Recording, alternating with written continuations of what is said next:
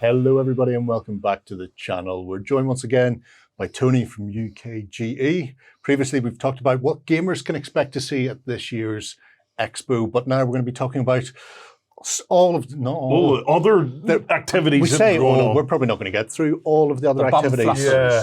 But yeah, what families can do, what you can expect to see, events you can get involved in. There's a ton of stuff beyond the gaming and beyond the cold hard spending of money.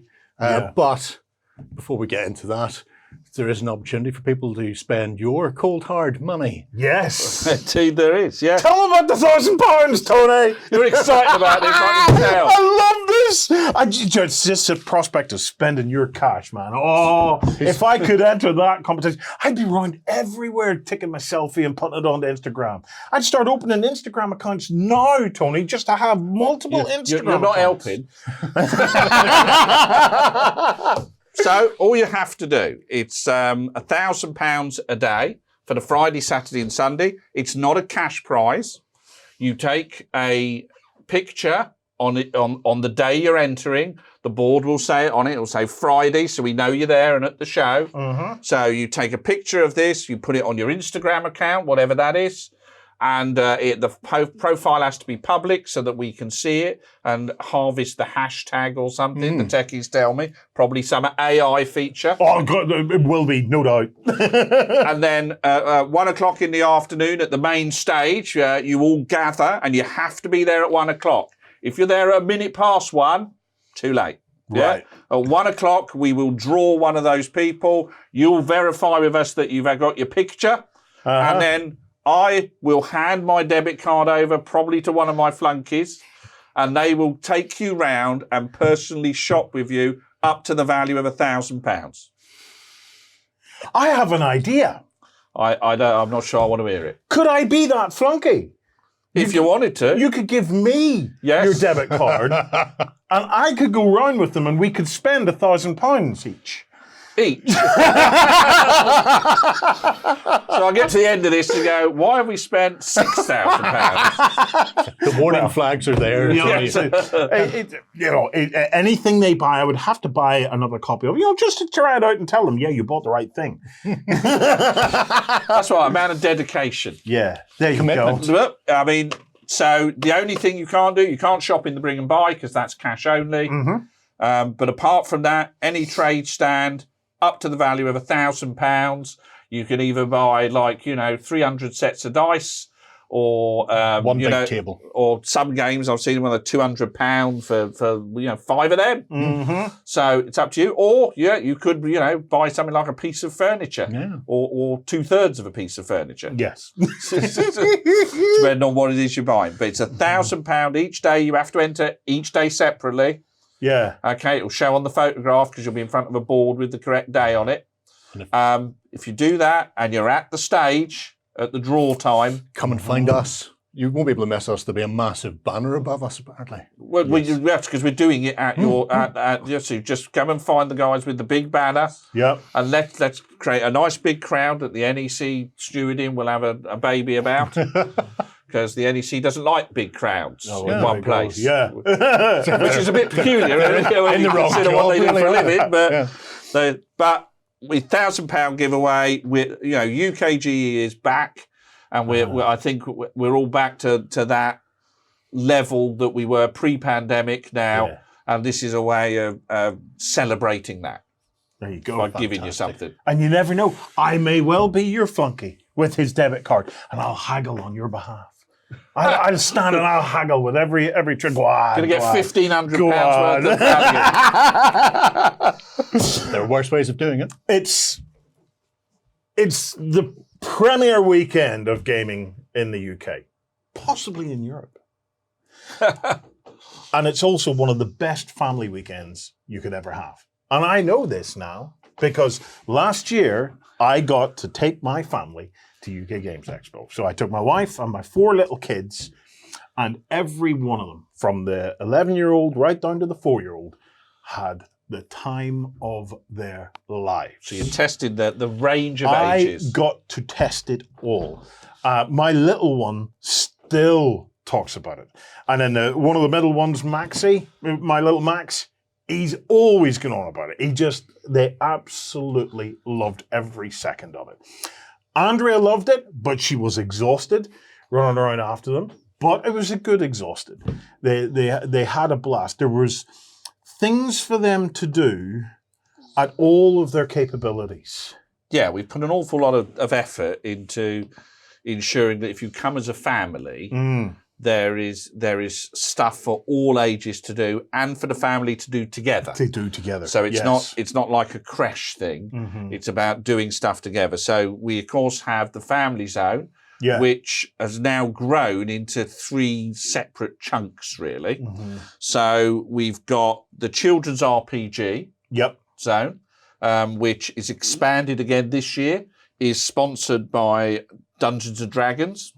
Wow. So if the kids have seen the movie, seen the film, then it's sponsored by that. And a lot of the adventures that the Wizards of the Coast are helping us develop those. And Richard Law, who runs those kids' RPGs, to develop a greater variety. So there's those. You've got the Let's Play zone, which is for the slightly older children, where, again, you can sit down with them. They have a whole menu of games like you're at a restaurant. And you can say, well, I'd like a little starter for 15 minutes, or I'd like a main course for an hour. And they will bring them over, and we've got specially trained demonstrators there from Imagination Gaming, who do this in schools all the time. So they really know their stuff, and they will take you through a game, teach it you, get it you to play it as a family. And then, of course, we've got for the children, we've got the same thing, Imagination Gaming, but that's in the children's zone next to it. And there's a coffee zone next to that for the parents as well. So you can grab a coffee or a tea while you're playing the game. So we've got children's treasure hunt. There's colouring competitions. The other great thing about it is all of the game stands are geared up to kids. What Andrea found was whenever she walked up with kids, the traders' eyes would light up. And they would invite the kids in and just show them how to play a game. And they were willing to spend time with them. It gave me, obviously I was busy live streaming. Okay, but it gave me one of the most wonderful moments on the way home. We took the overnight boat on the way home. And the kids had bought a bunch of board games as well. And they insisted we're going to play a board game on the boat on the way home. So we're all in the boat restaurant, and they got the board game out. BoatCon. And it was a game, I can't remember the name. I think it was like Little Cities or Small Cities or something like that. And they were teaching me how to play this game. And it was the most beautiful thing watching my 6-year-old speaking out loud about the strategies that he was going to do to win this game. And they were all totally immersed. And even my 4-year-old was going, no, not like that. You're supposed to do this. And they were just all so engaged. And it was a proper board game, Tony. It wasn't Monopoly. No, This wasn't a roll of dice, Ludo kind of thing. It was a proper strategic board game. And I was sitting there, a dad as proud as punch, just watching these kids. It's understanding that the expo is not just a shopping thing. No. No. Is if you've got a family and you want, the idea of a good value family day out, I can honestly say you get great value for money for a day out with your family, because you won't just be wandering around shopping. For instance, All About Games has got, I think it's about 1,200 square meters, and it's all demonstration. Yeah. They're not even retailing. So you've got lots of stands like that. Asmodee have got 6 stands.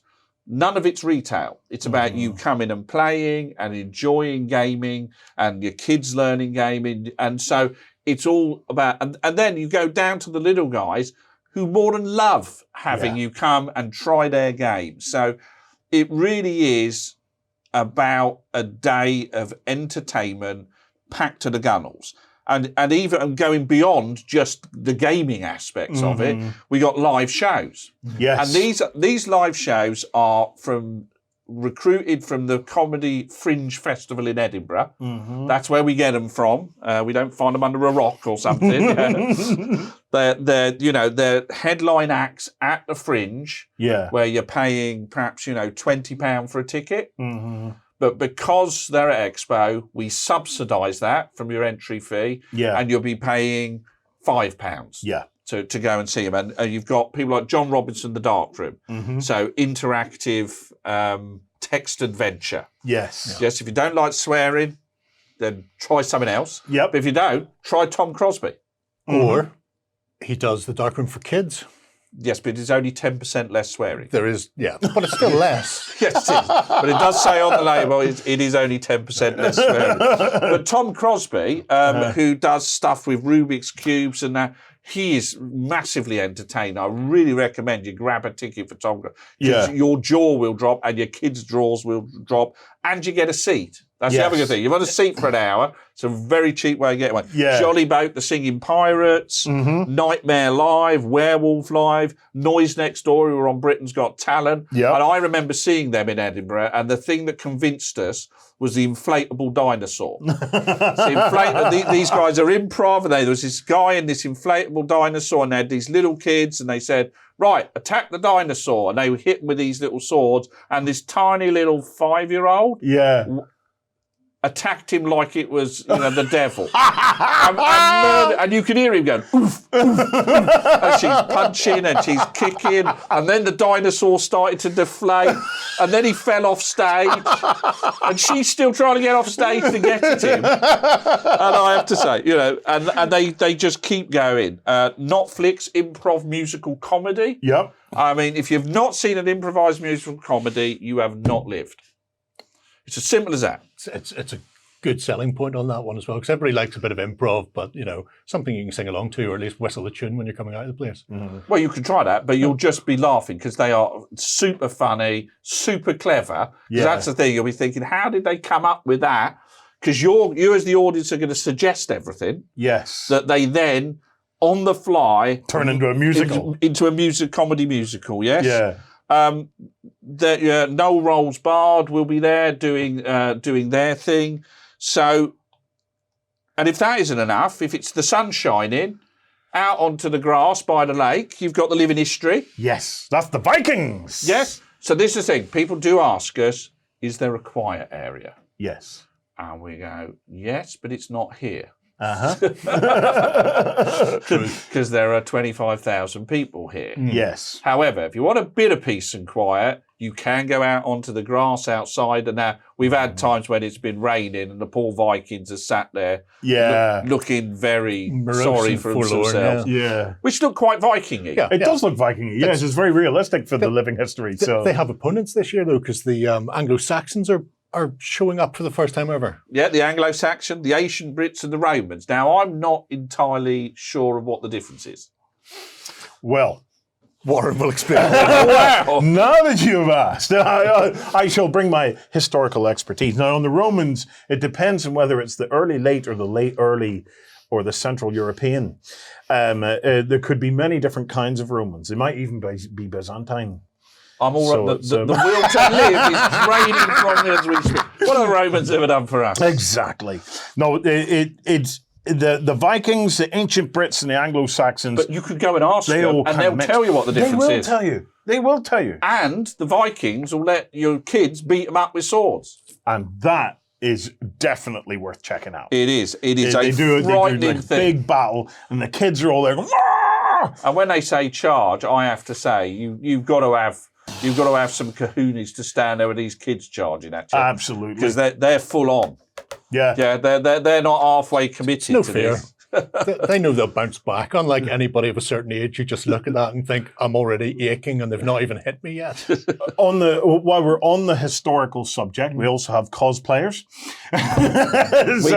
We do. With Doctor Who, Daleks. Are the two doctors going to be there this year? I really hope so. I really hope so. I'm going to say that's a surprise. Oh, we've got to find out. We've got to find out. Because I don't know. You don't know. So it'll be a surprise for both of us. So there'll be Star Wars there, superheroes there. People, is there going to be like the cosplay competition and stuff? Yes, there will be a cosplay competition and a bit of a parade as well. I think they're going to come up to main stage and do the prize giving and stuff for that. Yeah. For cosplay, there's a cosplay section of the show where they got quite a lot of props and stuff that they've made and are really cool, really worth a look. So I think it's in Hall 2, but find the cosplay zone. It'll be on the map and take 20 minutes to go round that. Yeah, go and have a look at it's really props and some of all the stuff they they made. make is really cool. Yeah. You know. And I hear there's film screenings at the show. Yes, we have had a cinema in the past. Right. Where we've shown what we thought might be interesting at 11 o'clock at night. Yeah. Turns out it was interesting to me and 4 others. Good.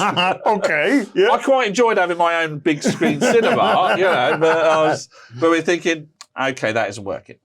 However, we've been approached by a company that have made a film called Breaking Infinity, sci-fi thriller, and they're doing an exclusive first-time screening, but they're doing it at the cinema. Oh. Oh. Right. Is that the cinema up at the top of the Genting You know, Hotel? yes, you know Resorts Yeah. World, the Cineworld, is it? It's not Cineworld.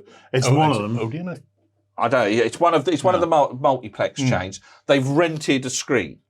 So you're going to be sat in in the proper cinema. Yeah. And so you've got a 90-minute screening followed by a Q&A with the director. Yeah, and Zoe Cunningham. Cineworld. On screen 10, Cineworld at the Resorts World. I thought it was complex. Cineworld. There Yes, you go. it is Cineworld, screen 10. So I think there's a small fee for that. Yeah. It's not like 14 quid. Yeah. But if you go onto our site, you can obviously book a ticket because they've got a limit to the size of the screen. Yeah. But you may find, you know, that's another great exclusive something to do. We should try and get tickets for that. I'd like to go and see that, actually. It's called Breaking Infinity, and you can see the trailer. It's up on the YouTubes already because I went off and had a nosy the minute I seen that it was playing. It's like, I wonder what this is. So I went and had a wee butcher. So I'm not going to say any more about it, but it looks like one of these head-melting sci-fi sort of psychological things. Yeah, no, it looks exciting. I mean, again, if I get the chance, and I know that is a diminishingly slim chance. That's one of the great things about the show is people say to me, I can't see everything. Yeah. I run out of time, and we say, well, it's designed that way. Yeah. I don't want you to come and pay your money and then by 2 in the afternoon go, oh, I've seen everything. Seen everything. Yeah. I want you to pay for 3 days because I like that. And at the end of the 3 days, go, I could do another 3 days if I had any energy left. Yes. It's very much like that. It is very much like that. And it's we don't apologise for that because we want that breadth of gaming extravaganza for everybody. It's immersion. It's 3 days of immersion in gaming. It has your entertainment. You will learn. You will laugh. You will laser tag. And you will laser tag. Laser tag. There's a segue. This is brand new this year. This is brand new from Games Workshop. They've run it at Gen Con. Have they run it at Gen Con, yeah? Yeah, they've run it once at Gen Con. They've shipped all the props over for it, the crates and stuff, and the laser tag kit. And I know somebody said to us all, it's a quick way to make money. Nobody's making money on this. Yeah. Okay. This is done, and God bless Games Workshop. They're doing this at cost. So Expo and GW have come together to do this at cost. You can't get laser tag for a tenner anywhere else, I know. No. So you can imagine how much it costs. And this is run around with replica las guns. This is Games Workshop. This is Warhammer. Smoke machines in there to give the fuzz and the haze. So it's a 16-player game. It's in the Toot Suite, which is where we used to do all the seminars. Yep. So we've moved them all out of there to do it. We've had to hire extra security, and all he does is stares at the smoke alarm. You laugh, that's literally all he does. He stares at the smoke alarm, and if something goes off, he's there to fix it. Little battery-powered fan, just blow it away. I don't know how much it cost him, but I don't know what he's doing. Yeah. But apparently, if we wanted to run it, That's what they said we needed to do. So this is, again, there are some things we do at Expo, not because they make money, but because they're fun. Yes. And we want you to have fun. And just to, so GW are the same with this. Yes. That it's not about, it's just, can we not lose our shirt on it? Yeah. So this is being done at about break even. Mm-hmm. Yeah. But if you get a chance, because those tickets will run out, and once they're gone. They're gone. They're gone. Yeah. Because there's only so much time and space in 3 days. So, and again, it's the same with things like Starship Simulator. Yes. Which I think you've played. I can't recommend Starship Simulator enough. It's the closest I've got to being Will Shatner. I thought you were going to say Will Wheaton. No. to be, it's a Shatner simulator for the proper work, not for the other kind of Shatner simulator stuff. I loved it. We did it. We failed miserably. We are definitely more Red Dwarf than Enterprise. Were you wearing a girdle for the full Shatner? I was. I have actually got a Star Trek top that my sister bought me for Christmas. My wife says if she ever sees me in it, that's the end. So double bonus. You. Yeah, if I could get the chance to do it again, I would do it in a heartbeat. Yeah. Especially, I was actually Gerry, meant to be playing in the game you were playing, and the bring and buy software fell apart 10 minutes before. It is. So brilliant. I've never played. So basically, everybody has their consoles. I'm captain, so I'm just pointing at people and saying, "This is what you do. This is what you do." Engage. Yeah, engage. Oh, it's so much fun. It's so much fun, and everybody's doing their thing to try and keep shields up and you're getting maintenance attacked. And fuel, and you're getting attacked. I think they have a version as well where there's a room next door and you can be fighting the other ship. You can be fighting the other guys, in the other room. It's just nuts. It is just absolutely nuts, and it is really immersive. And there are moments when you think to yourself, I'm getting lost in this. I'm getting because the room's all darkened out, and so all the right pings in all the right places. Oh, it's amazing. But definitely not Star Trek. Definitely not Star Trek. No, however it might look a little bit like it is purely coincidental. Purely coincidental. It's amazing. Look, I've got to say, UK Games Expo. You're never going to be able to experience it all in one trip, okay? There's just so much going on, and we just wanted to highlight for you some of the, other than the stalls and the playing of the board games, the things you can do. And like I said, I got to experience it last year as a family. The repercussions of that filtered on through. Some of the games that we bought, Andrea has donated to the local schools.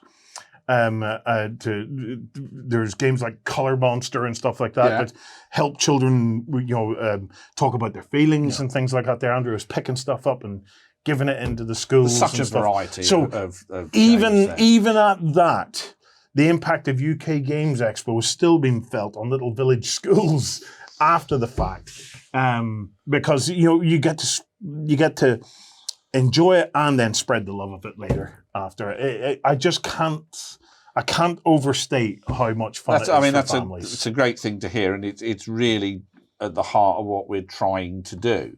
Richard and I, who own and run it, were just gamers. We just wanted a convention we didn't have to, drive too far to. Yeah. That's it. And so as hobbyists and the volunteers and the core team that work with us are gamers, and they just want to produce an event that they would want to go to. Yeah. And so we do our best within the commercial constraints that you have, because the NEC aren't so keen on gaming. They like invoices. Yes. But we try and keep the prices, we're still at the point where I think a day's gaming costs about the same as it does to park. Yeah. And so, it's trying to give you value for money. And it's just great when people, when Warren, you tell us things like that. because that's what you want. I mean, and that's how my family. So my son got to volunteer when he was 16 and had been waiting for years. Of course, my daughter was born on the Saturday of the first expo. Yeah. So she has her birthday every expo, whether she likes it or not. And so just, that kind of enjoyment, that kind of thing is what we want. I know it's a big event, but you won't feel lost in it. No. There are lots of people there to help you and to point you. We have a first timers guide. So if you've not been before, grab the first timers guide. It'll take you through what you need to do and where you are. We have blue shirted ambassadors who are there just to chat to you and say, how are you doing? How can we help? Yellow shirts there tend to move stuff around, but again, stop and speak to them. They were always there to help, and there are help desks everywhere. So the aim is for you to have a great day, and to take that away and really just expand your love of gaming and everything it brings. Because let's be honest, over the years, guys, how much joy has gaming brought to our lives? Oh, absolutely. Absolutely, and it is simply a case, if you're a family or whatever, one of the takeaways Andrea said to me is, if you're a family, definitely go for the 3 days if you can, because you'll want to take breaks, and the 3 days allows you to not feel like you have to try and get round the impossible. And the recommendation for anybody coming to the show. The hotels round the show are super expensive. And they're super expensive because they're booking out. Yeah. However, step a little bit away and remember, if you get a 3-day car park pass, which again is discounted for Expo, then you can pop that in your car and you can just drive in and out as you wish. Yeah, but you can find decent accommodation. You can camp. You can take a camper van. There's campsites nearby. You can find hotels that are 10, 15 minutes away. Yeah, so you can still enjoy the show without, 4 or 5 star hotel prices, which are the hotels that are right round the show. So we accept it. We don't run the hotels, but they have a system like the airlines, whereas rooms book up, they ramp the prices. And you're only a short train journey away from the Birmingham City Centre. Birmingham City Centre. So it's like there's lots of opportunity. Even now, if you haven't booked, there's lots of opportunity now for you to find Premier Inns, accommodation and stuff a little bit further away, and you can just drive in now to the place and just enjoy the weekend. Yeah, the car parks are open 24/7, so they don't lock later on. You can, if you want to stay till midnight, you stay till midnight. There you go. If you're interested in any of the things we were talking about there as well, you can already book tickets for these on the UKGE website. So if you want to go and join in the dark room, or if you want to get into the Breaking Infinity cinema experience and Q&A, all of those are available now. And when there are limited spaces, if you're planning on coming, then now's the time to jump in and grab those. Yeah, absolutely. Well, check it out. If you haven't got your tickets, go and get them sorted out. And remember, we will be live streaming the entire weekend and try to bring you the best and the brightest of the UK Games Expo for those of you who are not going to make it this year. Go ahead and check out our other content on screen now. And while you're at it, why not hit subscribe and remember to ding our dong. Go on, you know you want to click it. Go on.